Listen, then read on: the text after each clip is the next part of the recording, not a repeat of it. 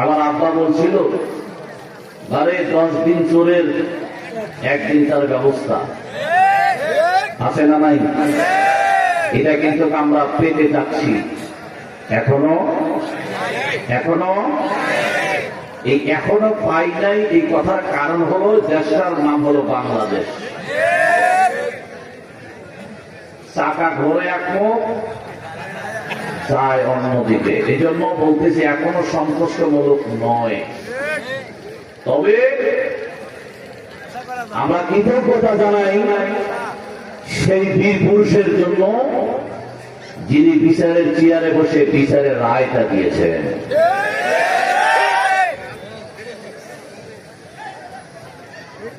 এনার নাম কি?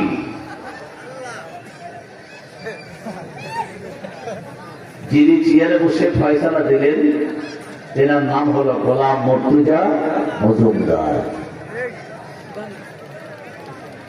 আমরা ওনার জন্য কৃতজ্ঞতা। তবে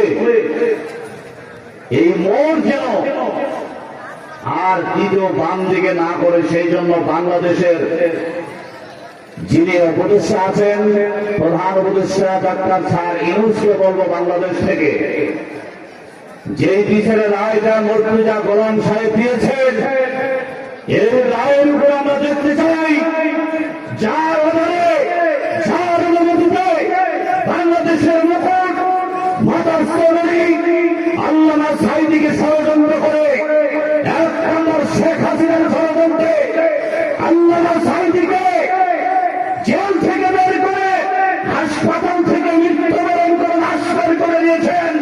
এই ষড়যন্ত্রের মূল কারণ হল শেখ হাসিনা। আমরা ডক্টর ইউনূসকে বলতে চাই, আল্লাহ তাআলা সেদিন দোয়া কবুল করেছেন যেদিন আল্লামা সাঈদীকে ষড়যন্ত্র করে জেলখানা থেকে বের করে হাসপাতাল থেকে মৃত্যু লাশ বের করেছে, সেদিন থেকে আল্লাহ বিচার করা শুরু করেছে। আমরা খুশি হয়েছি। আমরা বাংলাদেশ থেকে দেখতে চাই যে সমস্ত কোরআনকে 17 বছর নির্যাতন করেছে, আল্লামা সাঈদীকে মেরেছে, এই জমিনে দেখতে চাই শেখ হাসিনার গলায় দড়ি দিয়া কুকুরের মতো কান্দ আমরা দেখতে চাই।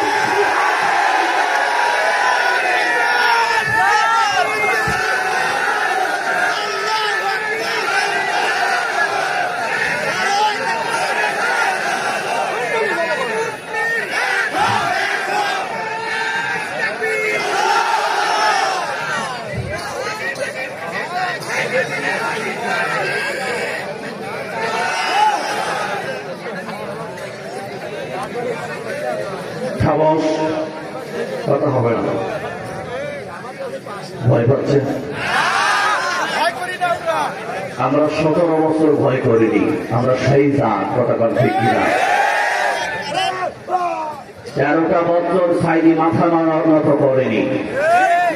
যদি সেদিন আল্লামা সাঈদী মাথা নত করতেন তাহলে আপসে জীবন নিয়ে জেল থেকে বের হতে পারতেন। কি জন্য বের হন নাই? মুসলমান সিংহের জাত, মুসলমান বাঘের বাচ্চা, মুসলমান যারা হবে, আল্লাহ যারা হবে, ইমানদার যারা হবে, এই সমস্ত মুসলমান একমাত্র সৃষ্টিকর্তা আল্লাহ ছাড়া পুরো বান্দিবাদের কাছে মাথা বিক্রি করে না।